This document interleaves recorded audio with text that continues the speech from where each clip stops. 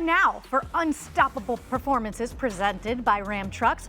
Two teams on an SEC collision course this week are Texas and Georgia. The Longhorns, fresh off a bye, have had plenty of time to think about this one as they begin a stretch run with two top 5 teams ahead. Texas A&M is looming, but first up, 5th-ranked Georgia. The SEC title race will start to become a little bit clearer after this one, or will it? We have absolutely no idea. So, Trev, I'm going to bring you in on this one because you are our resident Bulldog.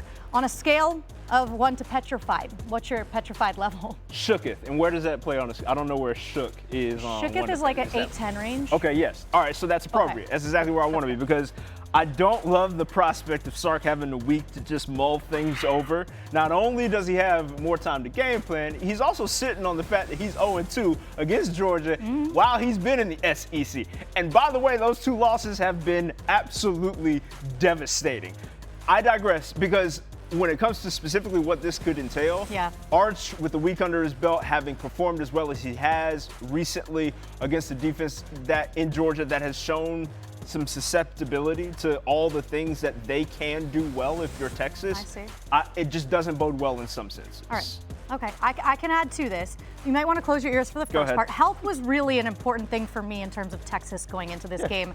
And Sark did provide a positive update for Texas fans because their wide receiver, Ryan Wingo, safeties Michael Taft, Jelani McDonald, all practiced on Monday. Coach said they looked good. They looked great, actually, which bodes well for them, especially in the secondary. But you can unplug your ears now if you're a Georgia fan because I'm going to give you something positive. I still don't love the way the Texas secondary has looked, even with their safeties apparently healthy and in the mix. They've given up a ton of yards the last couple of games. And I do think Georgia playing better. Gunnar Stockton, can they take advantage of that on their home field? So it could really go both ways. So maybe I'm a little more optimistic than Trev is, but maybe that's cynic, so that's the fan in you. I'm going to be the analyst in me. I'm a little more optimistic than you I can respect it. I appreciate the goodwill. All right, for Texas fans, we've obviously been talking about Arch Manning all season. Last time we saw him, he was having his way against that Vanderbilt defense. Why do you think, though, he has gotten progressively better throughout the course of this season? Such high expectations to start to where he is now. Most recently, I do think it's a factor of the play action pass being his best friend. Like, if you look at the numbers specifically regarding that situation, he's plus 12% in completions up to 86%, plus 5 yards per attempt up to 12 yards per attempt, and his QBR, and it's a 1-game sample, I know, but it's up 56 points as opposed to his first 8 games this season. Arch has found something. I don't know if it's just him settling in, the focus no longer being upon him, but all of it has sort of formulated into him being able to play a lot freer, which really was the key to this Texas offense going. Him having the confidence to execute Sark's game plan on a week-to-week basis at a high level. What a concept. When you give someone time and reps and real-life experience, they suddenly get better and improve week to week. Man, something happens with experience, right? But Sark spoke this week about the fact that Arch is now understanding things better, which again comes with reps. He's recognizing pre-snap and protections, things he wasn't able to do earlier in the season. And I know there was much to do about Sark early in the year and his play calling. Should he give it up? Should he stay doing it?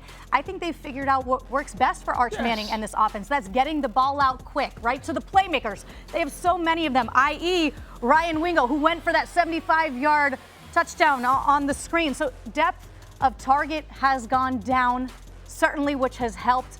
The big plays have come after the catch. And then with that, too, the offensive line is playing better. In that Vanderbilt game, they allowed a whopping 0 sacks. That helps, too. So the line is playing better. Sark did say that was the best offensive line performance they've had all season. So, look, it's the ultimate team game, right? 100%. And I think you're seeing that, and that bodes well for Arch Manning. All 11 on the same page on offense is essential. I love it. All right, so now it begs the question, who wins this ballgame? Come on now. You know who I'm riding with. How about those bleeping dogs? I do think that, yes, I'm going to pick them because of them being able to take advantage of a Texas defense that's actually been sliding a little bit lately. Maybe Gunnar Stockton continues his trajectory. He's got 3 games straight of multiple touchdowns. I like it to be 4 here. And the dogs find a way to make it happen because they are hard to kill, as we've seen. I'm going to double down with this guy right here. My dog with that dog. 32-1 at home since 2020. Make it happen. Continues. You want this, you got that. No way, watch them walk right past you. Run fast while you have the chance.